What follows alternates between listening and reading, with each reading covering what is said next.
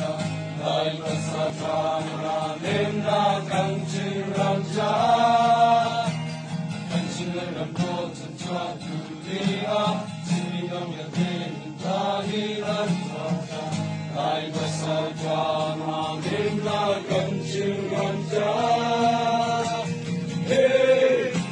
Jimmy Pulkansi Rangupana Kanesu Kansi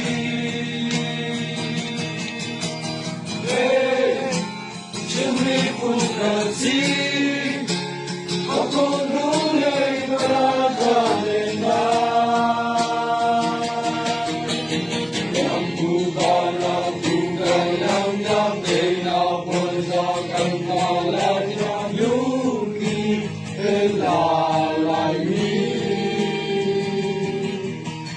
Rangupana Pugalang Yang Dena Ponza Kantalan Yang Yungi Elalai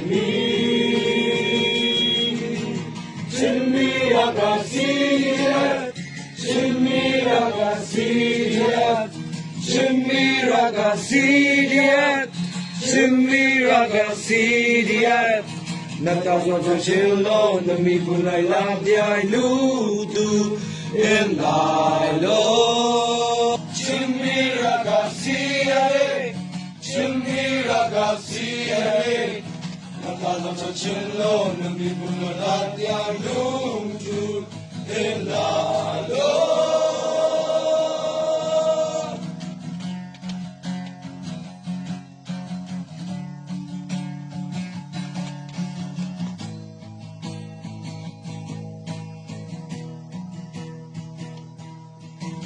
Sino Yate Kanchin Ranja Anangiri Turbiga Sino Yate Litari Ranja Lai Pasatana Lemna Kanchin Ranja Hey Jimmy Pulkansi Rangupana Kanesu Kansi Hey Jimmy Pulkansi Akonule Paradalena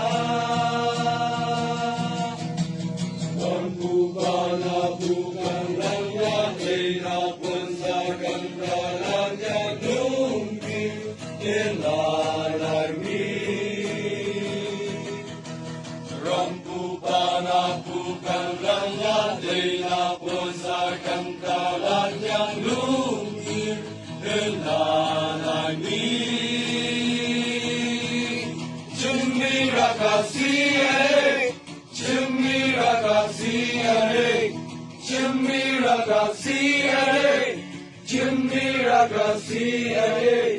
Nagpataw Chilo Nami Punalan Yang Lutu Elalo